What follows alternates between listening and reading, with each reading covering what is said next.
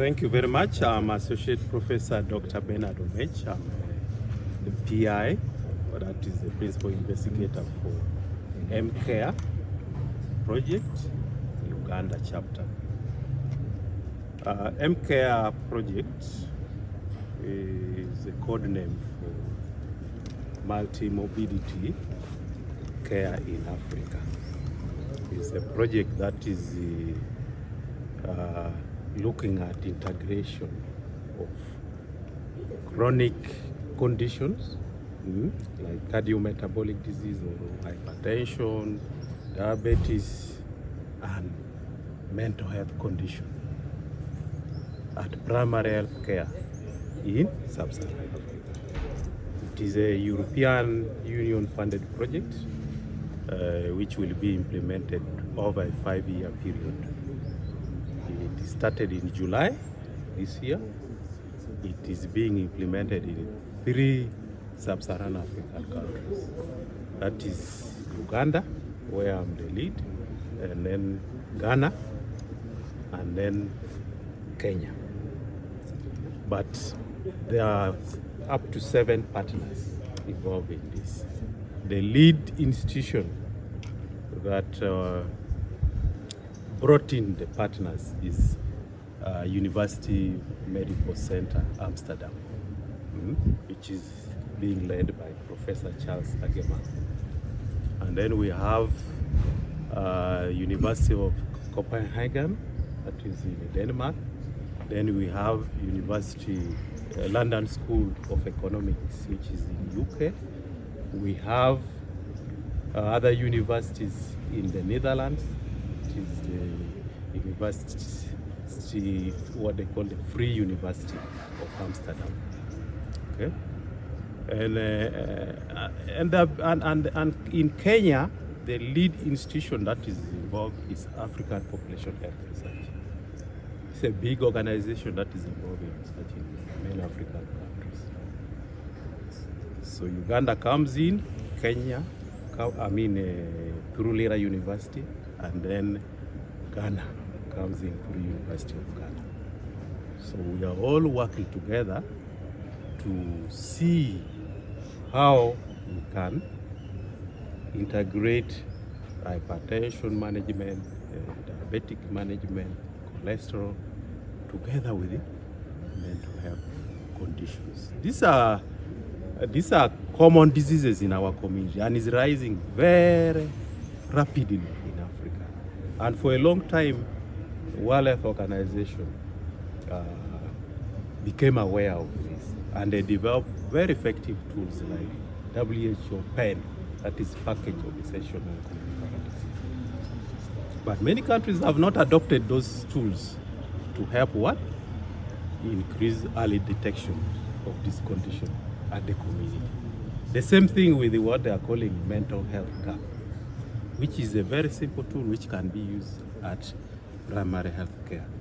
Many countries have not been able to adopt. So MCARE is coming to use these simple tools at primary health care, train the healthcare workers,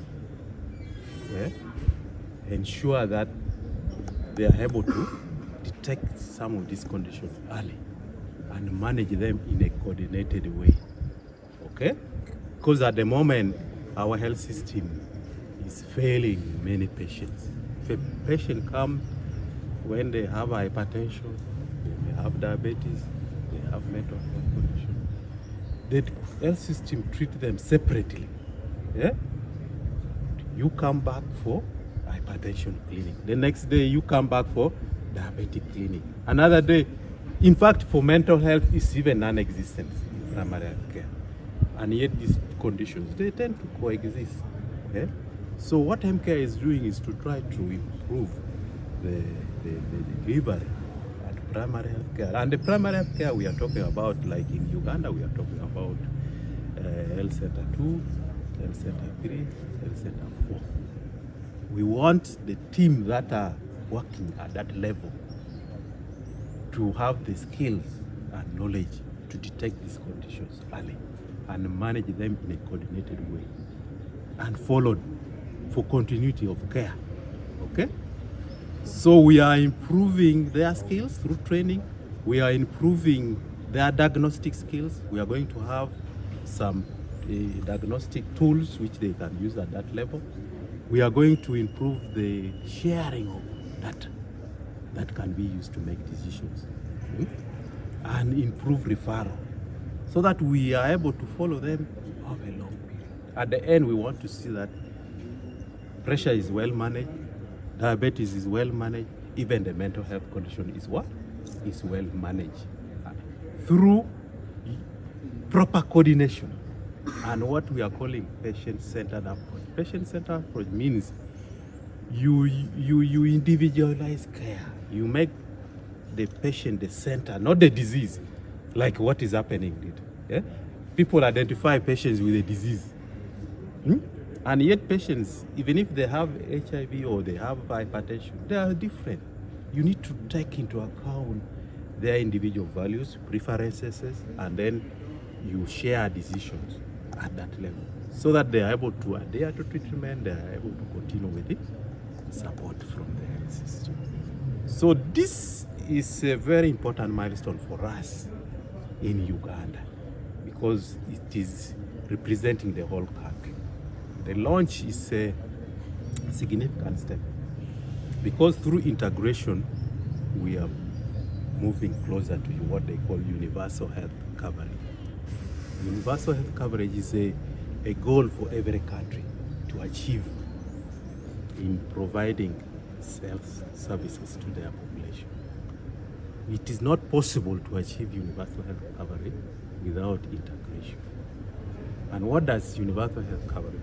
Universal health coverage means you are going to improve the quality of care you give.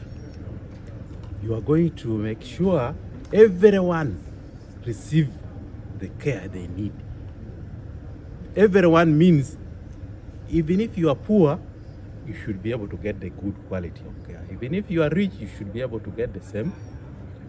Even if you are a woman or a man, it doesn't discriminate. Everyone should have what? The quality care they need. At the same time, you should have financial protection, which means the care government currently gives services free of charge. Not so. But we know in reality, when you go to the health center, you end up buying many things out of pocket, which can make people become poorer. So this is helping the health system, strengthening the health system to be able to provide universal health coverage. So we are very proud as Lira University because we are taking the lead in Uganda. And this is going to cover 3 districts, that is Oyam, Kole, Lira district, and the city. We are looking at working with 60 health centers, which we have already gone there and talked to the people. We took some basic information. So we are looking forward to working with them, including, of course, the leadership of those health units, the district, everyone in the community, including the VHTs or the what they call community health workers who will mobilize patients to come for these services. So I am really happy that today we have come together as a community. We are collectively working together to make sure we achieve this. And it's through the finding that we are going to get, that the ministry, which is behind all this, is going to take it up and scale it to other regions. What is the total cost of the project? The total cost in all the sub-Saharan Africa is 4 million euros. 4 million euros. So each country is allocated different amount. For Uganda, we are talking of about 600,000 euros, which is going to be spent over 5 years. You said in Uganda, under this project, you are the lead. What does that mean? It means I'm the one responsible for the implementation, leading the team that is going to implement the project. Doctor, you talked about the community so much. Mm. What is the expectation of them? How do they participate in this project? The community is core, just like you heard what the commissioner was saying. Our health system, without the community involvement, it cannot deliver quality service. The community has to be involved through from the lowest level to the highest level. And we need to work together with them. They are the one who live with the disease. We have to listen to them. And they identify the problems that need to be addressed. So when we identify and work together with the community, it is easier for the community to find benefit in the health system as we move forward. Yeah. And what is the mandate of the district leadership? I've seen in this launch, we have some officials that have been invited to attend. Yeah, they are key. They are actually representing the community in those districts. They are the one that help shape policies. If we work with the healthcare workers alone, this cannot go far. We need the blessing, we need the cooperations of both the political leaders in the district as well as the technical leaders, because we are going to be working with them to make sure that this research works well, and even the finding is acceptable to them because they will have been involved. They know what it is doing. In fact, many people came, I said, why are they like that? How did they maintain that? Thank you for showing us the secret to this. I think our international partners, you also knew the secret and kept that. So we were told to go back to boiled food, guana, layata, which sometimes now we don't eat, mostly we eat rice. Most of us fail to look at our legs. I wanted you to comment on it, but silently, high, low. If I can look at the legs, or I should continue not taking sugar. And then I think what you highlighted most was that all stakeholders in the districts, we have Biam, Lira City, Lira District, we are all here. We have Kwale, then we have, those ones, we have all that. We have to push these issues. We don't take these issues aside, don't push it aside. He has put an authoritative voice that we should not push it aside. In fact, when I heard that, I said we can cut the cake. I was listening to your speech very carefully, that don't push these issues aside, take action now. I've picked this voice verbatim from you. What we learned, Uyam, can I see Uyam tea? I think we should be very happy because he said the situation in Uyam is worrying. While other situations as no, I just pray my husband is not here. He was going to stress me at home so that I can lose more weight. The good thing he has not had. Even if I tell him, he will not understand. I have now learned I'll do my self-care. Ask the ladies, let's take that one seriously. We shall have the ladies' league, the women's league. The ambassadors are here in all your respective districts or locations or organizations. Let's go and take this up. So we should start. Business community was commended. Lira City, it was really commended. We thank you for that. So no one is responsible for your lifestyle. Prof. Dr. Tum, no one is responsible for your lifestyle. Pamela is not responsible for you start with yourself. This is the lesson we have learned. I've taken these words personal and verbatim. And then I was worried of people who take alcohol. It is poisonous. You said we should take a small quantity, little, or never, if you must. But you know, withdrawal at once can also cause another one, depression. So let's be that. Then we should try to kill ourselves.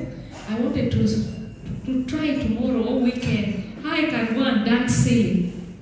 How do I dance sailing? Told us to dance what? Sailing to relieve of our stress. Sugar. Although I did hear about honey.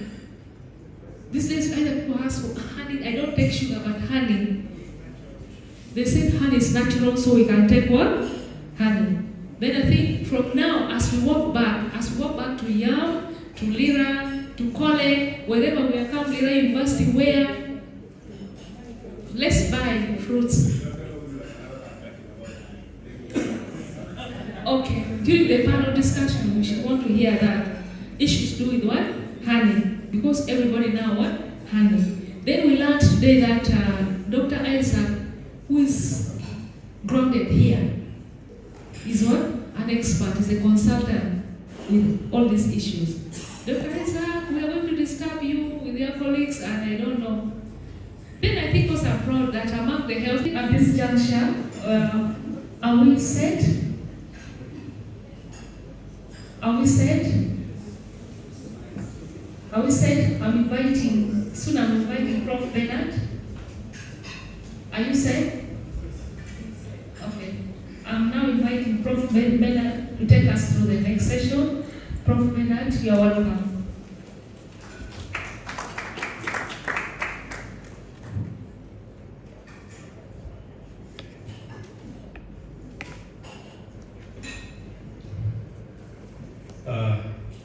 Thank you so much, MC, for the amazing job you and me.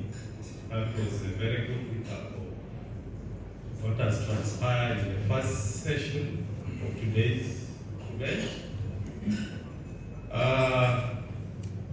First, I want to give thanks to God and for all our leaders who have honored our call. The political leaders from YAM and the technical team, those from community, because you mentioned that NCD, unlike infectious disease, you cannot pinpoint the cause. The cause is around our lifestyle. Okay?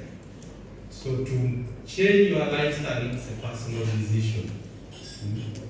Commissioner, I want to thank you very much for honoring our call and coming to officially launch the healthcare project.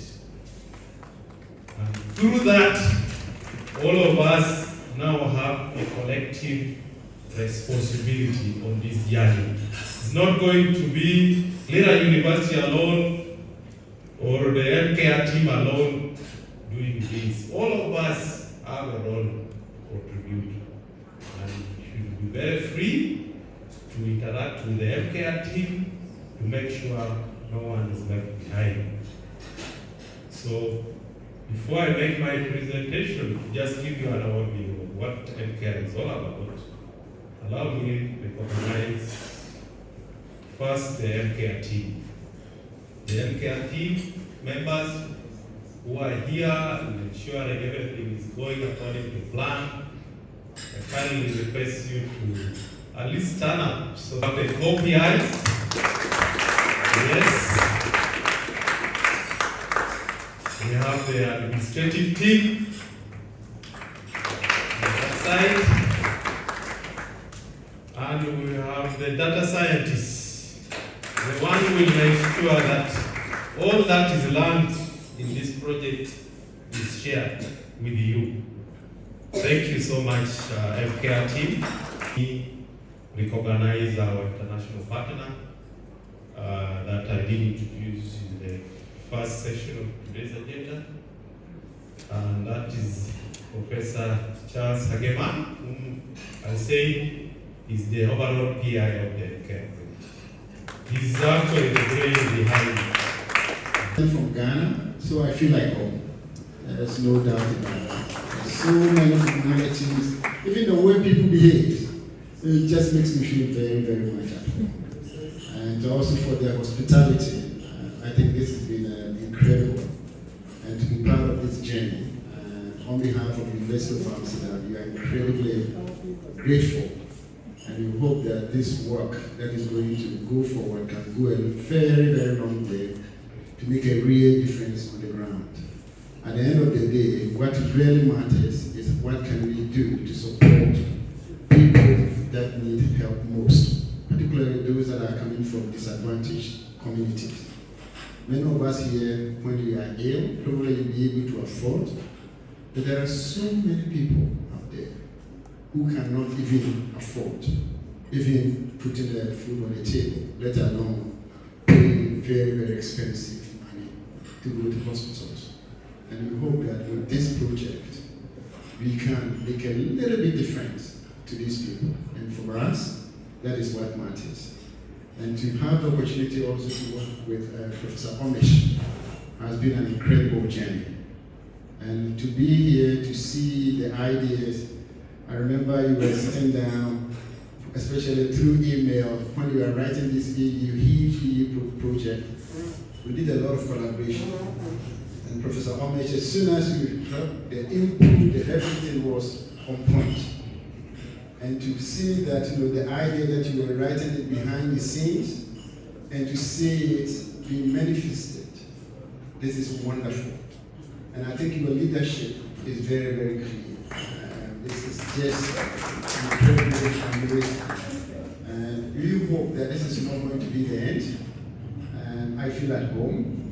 And what you are doing, especially also Lira being a very new university, and to see the capacity. I mean, I know that we are building a capacity, but to see here on our own eyes, to see the young people that are already benefiting from this, I will salute you. Thank you so much. And I hope that we can continue to work together. So thank you for the opportunity for us to be here. On behalf of Councillor Mensah, thank you. Thank you. So, allow me go straight to give you overview of the project. This is a protocol. When they talk of a protocol, a research protocol, it's a very huge document that outlines every step of how the project is supposed to be implemented. This is not meant to be that. It's just giving you just the scope of what it is all about, how it engages you, and how we can basically all have a role to play. So I'm calling this MKI Uganda, okay, which is, as our banner shows, is contributing to the transformation of primary health care for multi-mobility. When they talk of multi-mobility, we are talking of people having two or more chronic conditions in one person, okay? Sometimes we are referring it to as multiple long-term conditions, and this is something that has become a reality in our setting. Okay? Next. I want to start off with a very typical case. For me, as a clinician, I see this every day, but sometimes it's not well appreciated by colleagues in the health system because we are still oriented the way we used to manage infectious disease. Okay?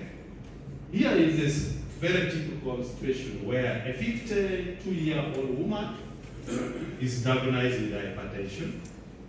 At the same time, actually, hypertension, for us as clinicians, we know when you find someone with hypertension, the next question should be, do you also have diabetes? Because more often than not, it is the case. They are like brothers and sisters. They go together. Okay? At the same time, because of the burden of all these diseases, they may also be better with depression. Depression is a mental health condition which erases your human initiative to love life. All of us are born loving life, not so. You have ambitions, you want to do many things, you want to accomplish so many things, but for some reasons then you lose interest. And then you start to neglect everything. Even if you are studying, you find you have dropped out of what? School and all that. It's a big problem. Unfortunately, in our African nature, we are supposed to be seen to be very strong. Okay? In fact, there's no African language which describes sadness. Yeah? Yeah? Are you sad? It's easy to say in English. Yeah? But the way in African language you ask somebody, what is, they will look at you. Are you the one making me sad? Yeah? So it is like you are like, having a different agenda for them. They don't want to accept that. So you have a 52-year-old with these three conditions. But our system may not pick one. The third one. This person comes to the clinic, NCD for hypertension is attended to. But they may also have HIV, which is a chronic disease. This person doesn't talk about HIV. It is up to this patient to decide and say, let me come for HIV clinic. Okay? And in this case, mental health is completely forgotten, not talked about. Okay? And yet we know all these conditions can be managed in one visit. Okay? So we have our system that treats disease separately, but patients live with them one or together. Next. So I already described what multimorbidity is. The common cluster, the way these diseases mixes itself, is that someone with hypertension most likely also have what? And most likely they also have what? Depression. But the most common is anxiety disorder. The most difficult to diagnose. Anxiety disorder. Almost everyone has it. And it is the reason why people deny that they are sick. You know, there are people who, when you find they have hypertension, they will not accept that they have. Said, how can I? You know, they used to imagine hypertension is only for working people. For you, a pizza, pressure is not an issue for you because you are not eating the thing they think is bad for you. And now, hypertension is everywhere, including the rural community. Okay? So this makes, as the commissioner mentioned, we are dying prematurely because of this multimorbidity, which is a big challenge. Quality of life becomes poor. Because if you are a stroke, you are at risk of heart disease, you are at risk of stroke, all this. Okay? And it becomes because we know our health system has issues of out-of-pocket payment. And medicines for these conditions are all very expensive. This is why multimorbidity is a big issue for us to address. And that's what we look forward to addressing in this project. Next. So, NCD, as the commissioner did mention, is putting our health system under pressure. In fact, as I talk now, it contributes up to 35 to 40% of the death in this country. And many African countries is around the same rate. You can imagine in 10 years' time the way Commissioner mentioned. If you now have everyone, actually where I worked in Botswana, it is 70% cause of death. You know, Botswana is a middle-income country, higher middle-income country. So what we are saying is a matter of time. It will catch up with us. The earlier we take steps, probably the better for us. Okay? So in northern Uganda, our context is even worse. We are where we have been in conflict for over 20 years. Our health system were not well staffed. Even up to now, they are not well staffed. And yet NCD needs proper care and continuity of care. So we have a lot of unmet need. Our primary health care were not designed for this complexity of disease. They were for single disease. You have malaria, you get treated, that's it. Okay? Next. So this fragmentation is failing our patient. This vertical program, good enough. I think Trump came timely to help us make this decision very quickly. Because HIV was taking all the money. Okay? Well-managed clinic, you find everything. Even up to now, if you go to the electronic data management system, it is all an HIV. Because they got all the resources. Things like hypertension, nothing. NCD, my colleague and a friend has really done commendable job to bring NCD to this level. Because this is a department which will have no office in the Ministry of Health until about, is it now coming to, it's not yet 10 years, 4 years actually. You see that? And over this time, is everywhere trying to preach the gospel. And I think if we can listen carefully to those words, we are going to make a difference. Okay? So challenges come with the coordination of care. Of course, mental health is not talked about. Okay? One patient, multiple services, no integration. That is where we are. Although government of recent has now directed that integration must what? Take place. But the how has been the question. Next. Coverage, you are talking about accessing quality what? Health services. At the same time, financial protection. At the same time, leaving no one behind. Which means the quality of our healthcare system must work for everybody, not for the rich only. It must work even for the poor. It must work even for people with what? Disabilities. It must work even for different regions and tribes. That is what universal health coverage is. So, are we meeting that goal? SDG goal goes up to 2023. Are we able to achieve that without integration? That is the question. That's why we are focusing on primary care clinic, which is at the center of this integration. The integration must start from the first point of contact at the health facility. So through integration, we are improving coordination. We are improving patient-centered approach. You see, patient-centered approach means focusing on the person which the commissioner mentioned, not focusing on the disease, which has been the case, looking at HIV.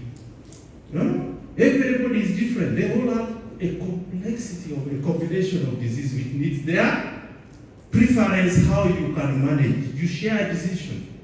Okay? This is what this project will bring on board. Next.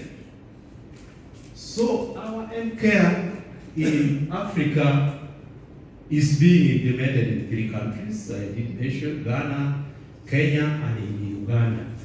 So it focuses on 2 conditions. It would have been our desire to take all the diseases, but in a research situation it's not possible. Okay? But if we learn from this, it's possible that all the LCD conditions that the commissioner mentioned, it will be easier to now adapt to those different conditions. We shall have already shown that it is possible. So we are looking at cardiometabolic condition, which is hypertension, diabetes, cholesterol, and then mental health condition. And it is designed for primary health care. It's not just a pilot, it is embedded in our health system. We are not going to reinvent the wheel. We are working with the health system the way they are and saying, let's adapt the skills. If it works, it gives good results, then we can convince our funders that this thing works. Okay? Even you will have been a witness, part of this process, so that nobody doubts whether this is some concoction of some academia who sat at Lera University and produced these results. We shall all be witnessing this. Okay? Thank you. Next. So how it works, we are using the tool, which I think even the commissioner did mention, what they are calling WHO PED, World Health Organization Package of Essential and Communicable Disease. A very good tool which was developed for low and middle income countries like us over 10 years ago, but it was never implemented, not adapted, because every country is advised to pilot to see how it works, but we have never had opportunity to do that. The same with the what? MHGAP, Mental Health Gap Guide. It lists all the conditions under mental health condition and how to manage them at primary care. But for reasons which I think is difficult to explain, they were not adapted by ministry or the country as a whole. So this is what an opportunity for us to use these tools and see if the two working hand in hand and trying to detect this condition as early as possible and manage them in a coordinated way. Okay? So it will involve training health workers, making sure we have a digital tool at these health facilities, and see how to improve referral system and engage the community. And part of the community engagement is what we are doing now. And it should continue, because someone will come and talk about the concept of community engagement later, and I'll get to it. Next. So we are going to be involving Lira, Hole, Oyam. 60 primary health care facilities will be selected. I say we are lucky here because I happen to come from Oyam.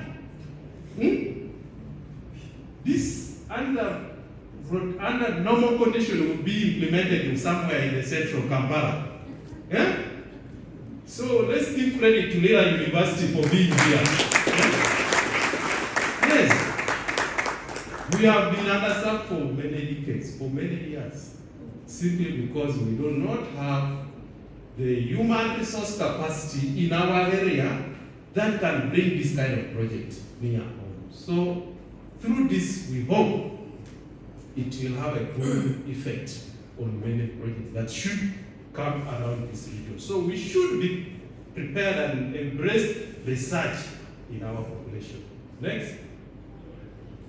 So what is the possible outcome out of this project? We expect that patients like our mama who are here, who have hypertension, who have diabetes, we hope that their control of blood pressure will be good. Because with these NCDs, once you manage the pressure, you manage the diabetes, you will still live over 70 years. But if you neglect yourself, you will die early. That one is a sure case. And in Uganda now we are seeing people getting stroke, heart disease and that, because some are denying that they have the disease and they don't get care. Okay?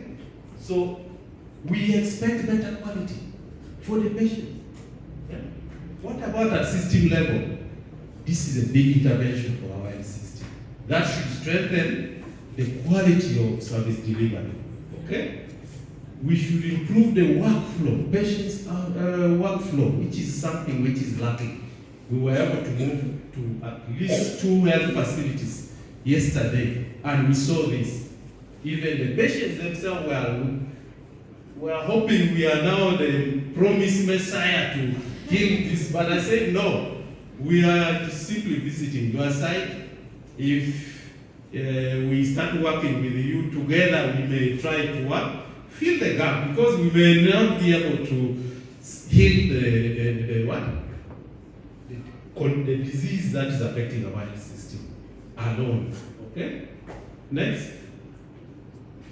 So we have brought you here as stakeholders with very clear responsibilities, just as the commissioner outlined.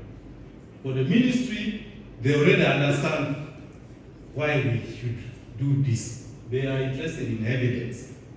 If this works, they will think of scaling it up. What about the district? The district has a mandate to provide service delivery to their population. But how do you improve this service delivery? You have your health sector. If you don't know what is happening in the health sector, certainly you cannot improve it. But again, it's not a health sector alone to struggle with this. Commissioner said it's a multi-sectoral approach. The whole of society, the whole of government approach. Even education should come here.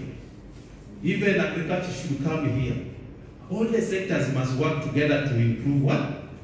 The health system. So it's unfortunate that we could not bring everybody here. We would have brought them here because they have a role in improving PHC system. Health workers, how will they benefit?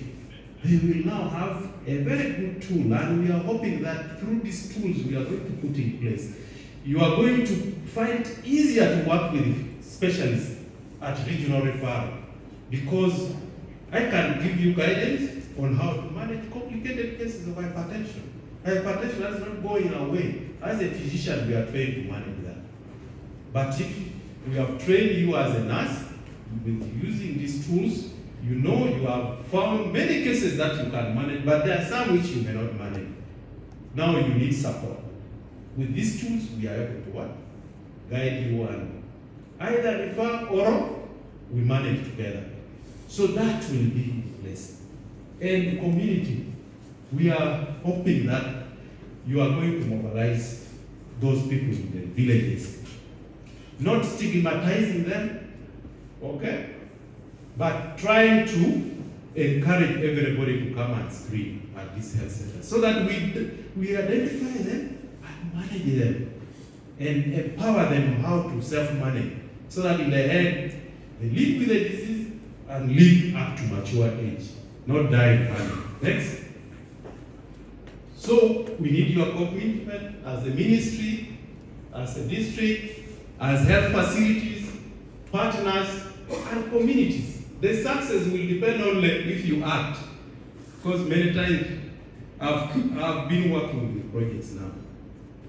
There are projects which come from above to the community, without the community having what? Input on them.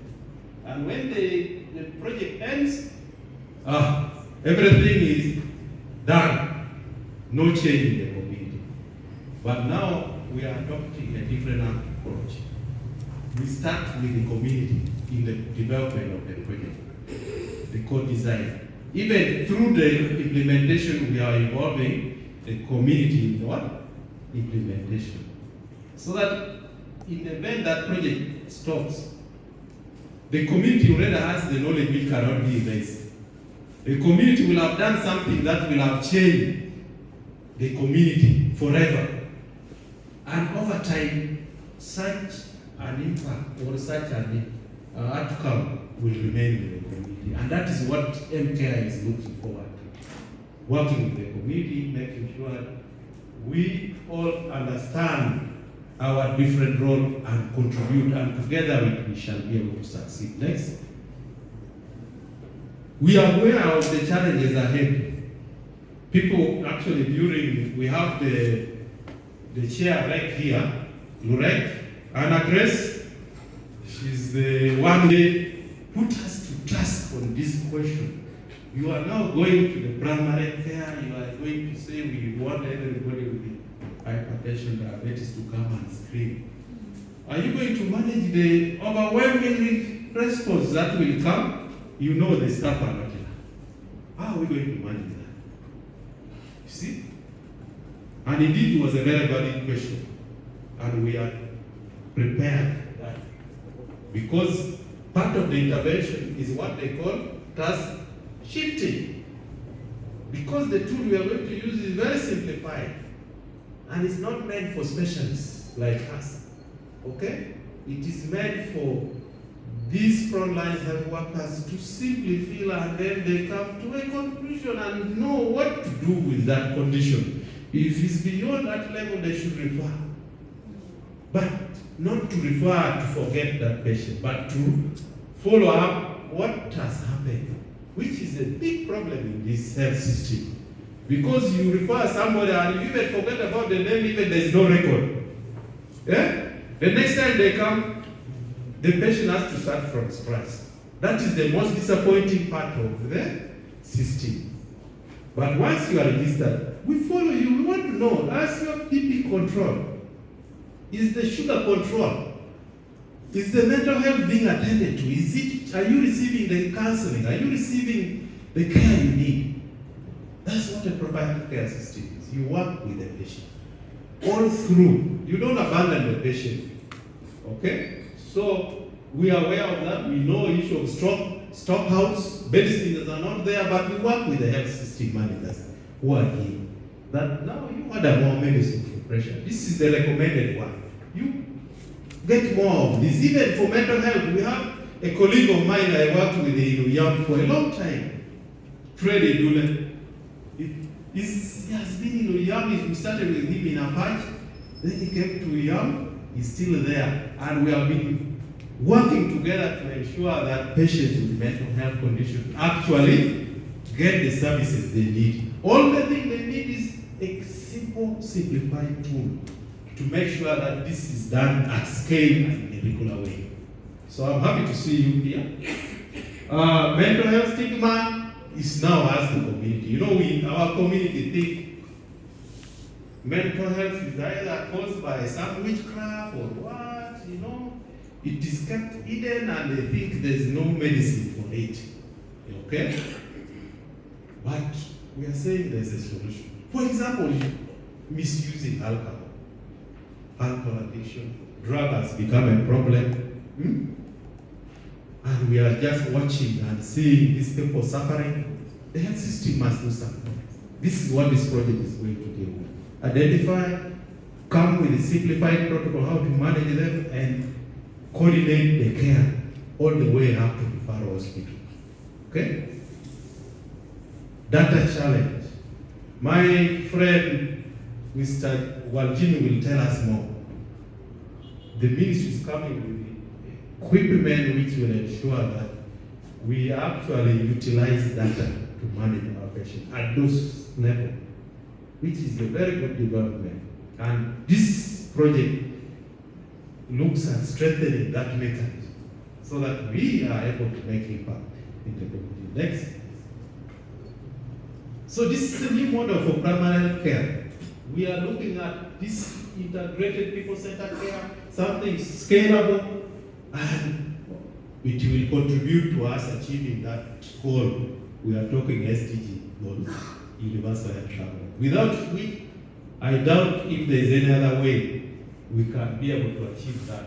Okay? Next. So we must develop confidence as a community in our health system. If we don't have confidence, I'm sure no miracle can happen. Okay? So in conclusion, I call upon our collective responsibility in this pursuit. We all have this common destiny. If we continue with fragmented care, certainly multi-mobility will overwhelm us. Right? Care is a solution, a practical solution, but the success depends on all of us. I thank you for listening to me. That is the spacing between now and lunch. So we are proceeding to the next presenter. We'll take a short time. Then after there we go for lunch. Then the other session will follow. So Dr. Maxwell, you're welcome to present your session. Thank you.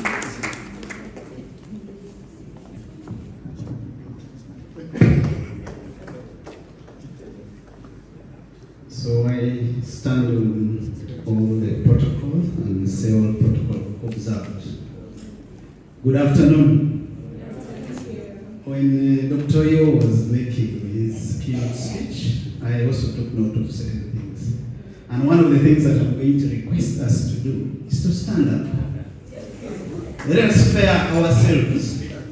We are going to do a peer-to-peer assessment. Assessment. It told us, it challenged us that if you want to know that you have a problem, you should stand straight. And then, without having to bend any part of the body, just look down and see if you can see your feet. So we are going to do that and be honest to ourselves and tell our partner whether we have I can see problems at the beginning, but we will do it anyway. We have to do it. Prof, do you agree with me?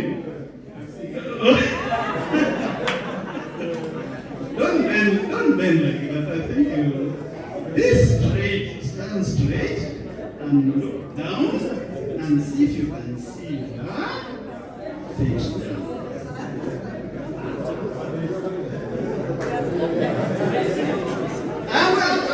my culprit already. So if you know you have attained not more than 50% of this assessment, give a commitment to your partner. What do you want to do? What do you want to do?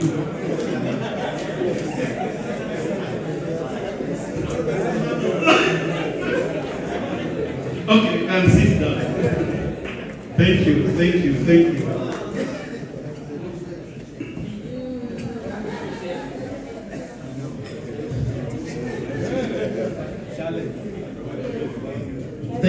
So we can see that this is really it's a very crucial issue. It's a touching matter that we are dealing with. It is not something that we are going to do to our neighbors, to our spouses, like Prof. Judith already mentioned, not even to our uncles. Actually, when Dr. Charles was making his presentation, and I went and tried to inquire where it comes from, I later learned that he's actually my uncle. He's where my mother comes from. And then I turned next to his colleague. I asked him, and he says, he comes from Bakwach. See, which part of Bakwach? I learned again that I am actually his uncle. So, as I came back to sit, I was giving a reflection that, look, I have an uncle who is an NCB expert. I have someone whom his uncle who is also an NCB expert. But this NCB does not know relationships. It doesn't matter. So it is really our own individual commitment, individual responsibilities. So I'm going to walk us through what Prof has been sharing, where a bit of overview and theory, but we are going into what the Project MCare has been able to accomplish in the past 9 months. Maybe what Pierre could have mentioned is that this is a 5-year project that is going to be implemented in the 3 districts in northern Uganda, but of course it has the 3 countries, Uganda, Kenya, and Ghana. This is our first year, which runs from July 2025 up to June 2026. So we are just 3/4 of the first year. And if you measure, you find we have really not, you might think we have not done much. And with all this that have been said, I say, oh, we still have a daunting task. So just flash what we have been able to do. You have the highlighter?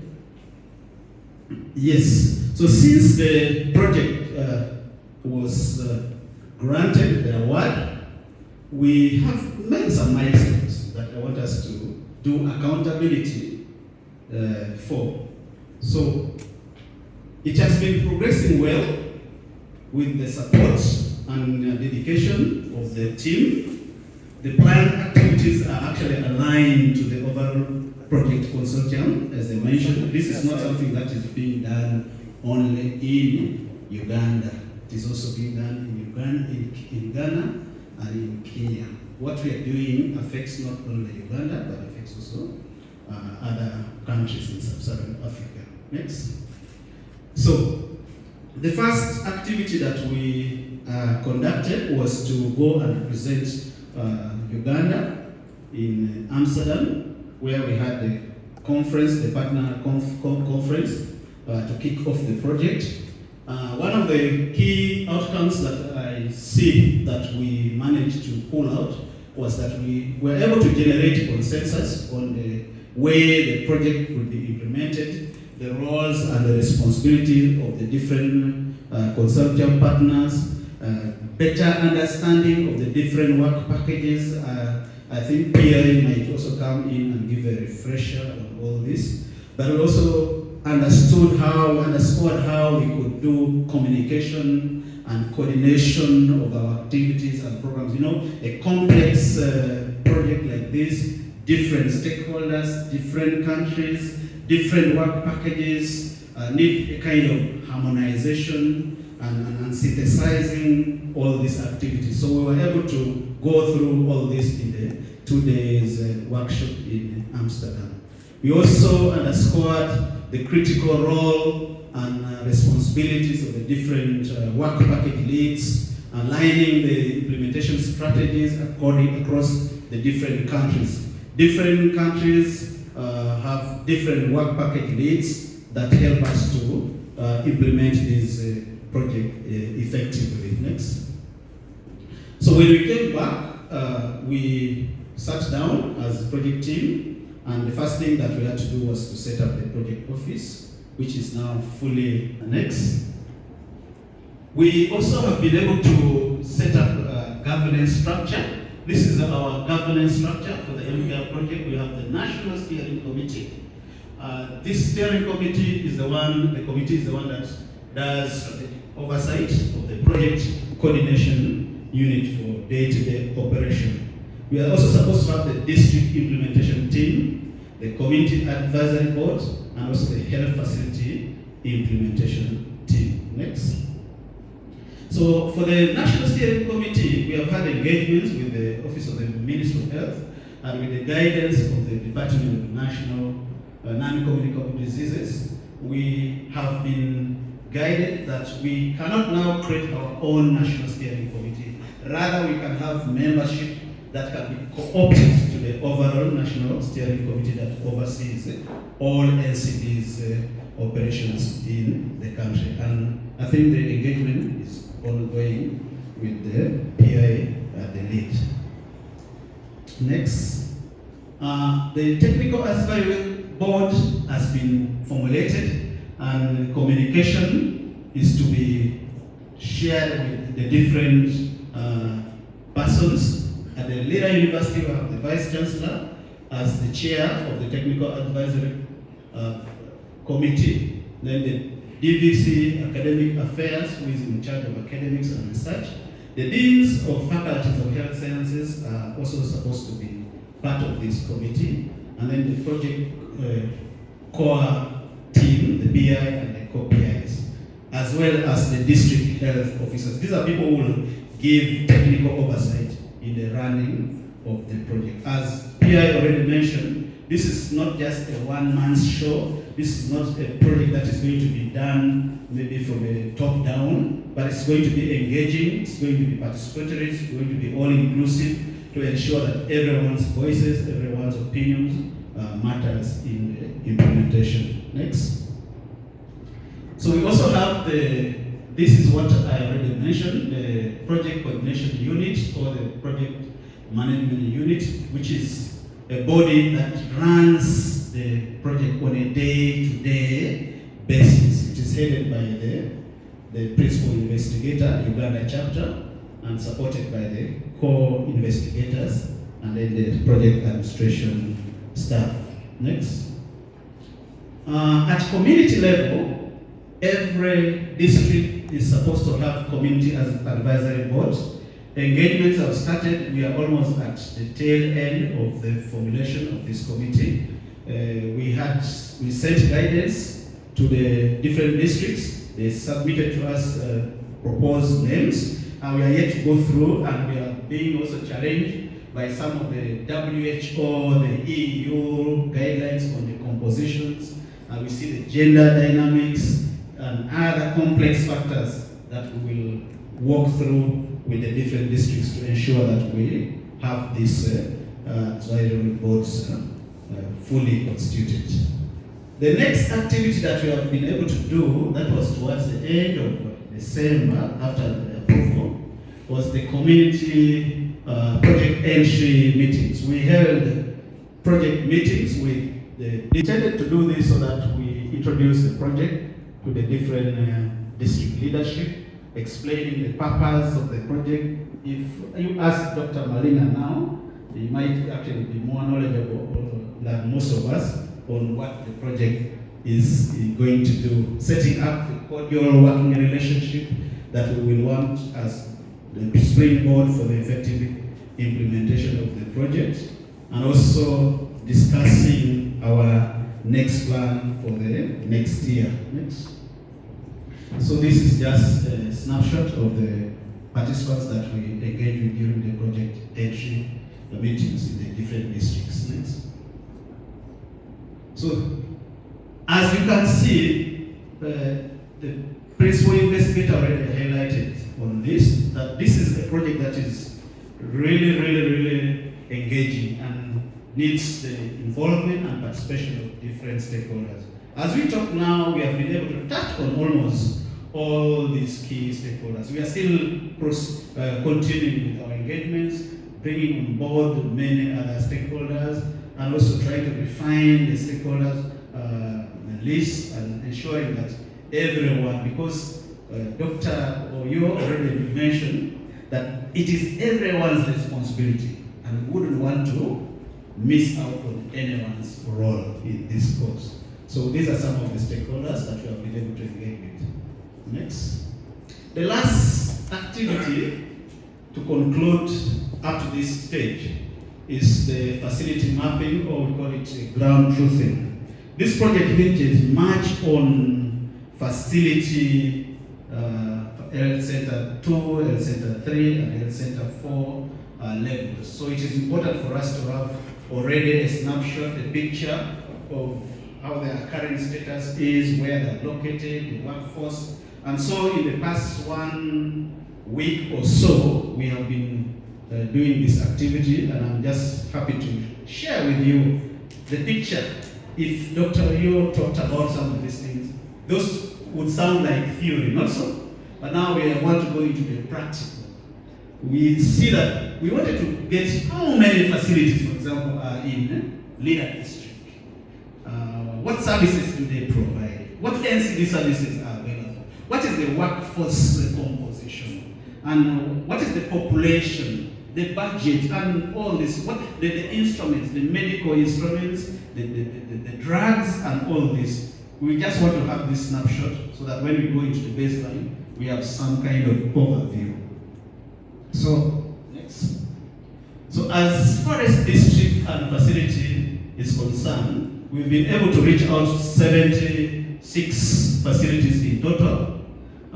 You can see majority of these are from Oyam. Yam has 30, and the smallest is from Lira district, and followed by Kole. Lira city has 18 health facilities. Next. So in terms of the population served, as you can see again, Oyam serves the highest percentage of the population as per the facilities visited, followed by Kole, and then in that order. Next. In terms of ownership, we also wanted to know these facilities, are they largely government owned, or do you have private for profit or private not for profit? As you can see, close to 2/3 of the facilities that we visited are public. And you know the implication already, you begin to think in terms of service delivery, accessibility, and utilization. But we also have a pocket of PNFP, that's 10 of the 76. Next. So this is the spatial distribution.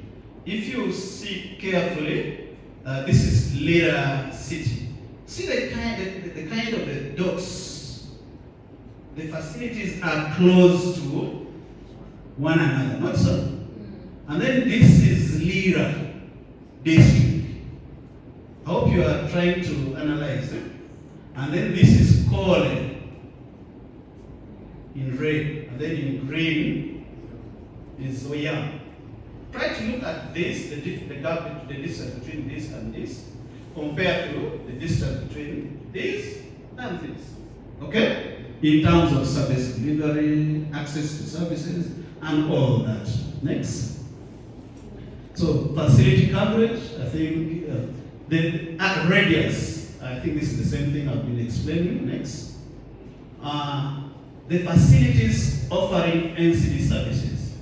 As you can see, majority of all the facilities visited offer hypertension services, while 68 out of the 76 offer mental health, and 66 out of 76 offer diabetes. But you have the issue of cancer screening and management, which is still at only 49 out of the 76 facilities. Next. We also wanted to see the average monthly NCDs served per district. As you can see, what is interesting here is that while Oyam has many facilities, most of the people go to private, not-for-profit health facility. Which one is the health facility that people go to most in Oyam? It's Abeir Hospital, which is a PNF, not so? So it is clear here if we want to bring this to you, because the next step after this is to select the health facilities. And we have some parameters on whether we choose the government public facilities or private for-profit, or private not-for-profit. So we would like to bring this to your knowledge in advance. Tomorrow when we say, oh, we picked Abeir, we shouldn't have much noise about this, because the data is not lying to us here. Next. So the district availability of the health services, the number of facilities offering each service.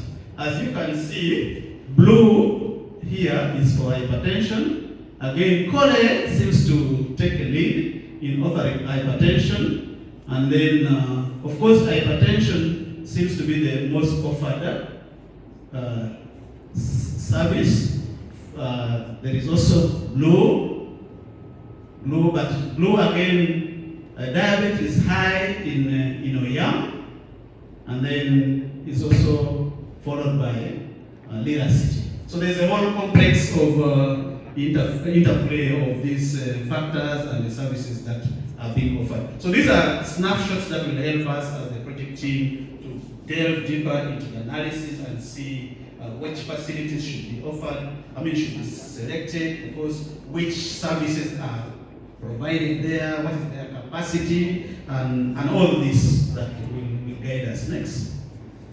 Availability of diagnostic services. We see here, as you can see, RPS, FPS is the highest. Then we have liver function and renal function, the least. Of course, we also have a little of others. Next. So the health workforce distribution was another intriguing insight that we would see. The number of nurses and midwives, the number of medical and clinical officers, the VHTs and community health extension workers in the private for-profit and public health facilities. The comparison was really something that was intriguing. Next. Are there some facilities that have already been trained in the LCD protocols? PI and the principal investigator and the principal investigator Uganda chapter kept talking about this. Also, Dr. Oyo mentioned about the WHO pen and the one for mental health.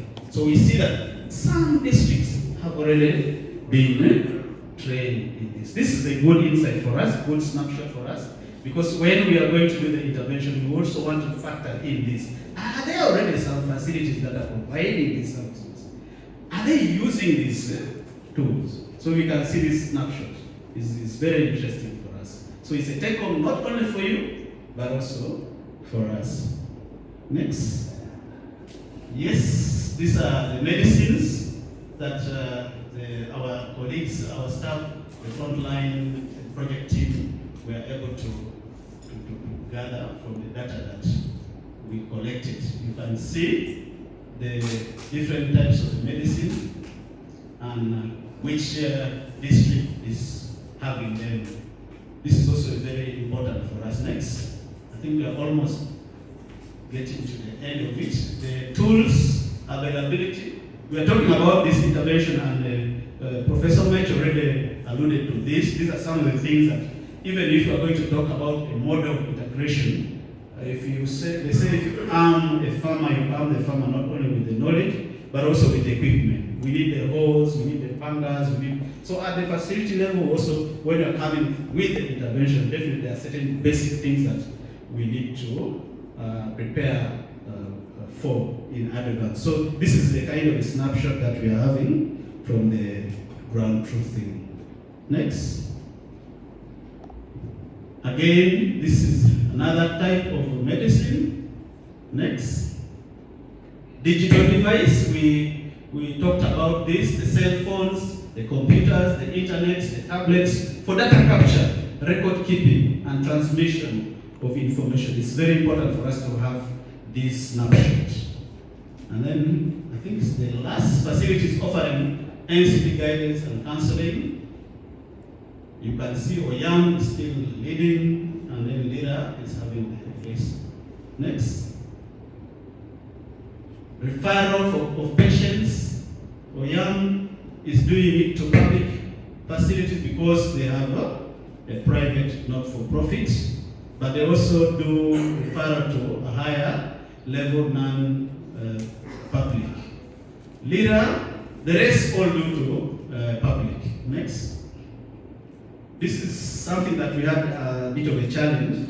It was not easy to get this information, and we understand, but we were able to figure out some estimates because it is a sensitive area, first of all, but also not everyone has access to all this kind of information. And this also shows how neglected this area is. It is not only neglected in service, it's also neglected in funding.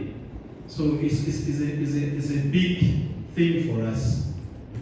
Should that not be the last? I don't want to bore my participants, my audience. So what next from April? Systematic review has already embarked.